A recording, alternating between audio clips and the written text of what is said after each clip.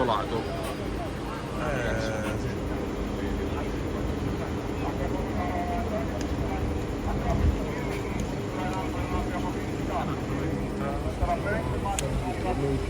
C'è davvero parecchia gente.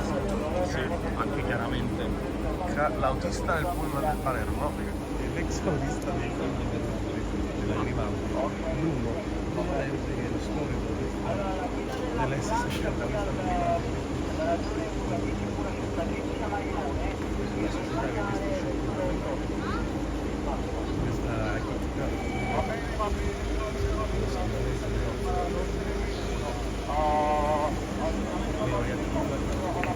Scendo, il pullman sta lasciando.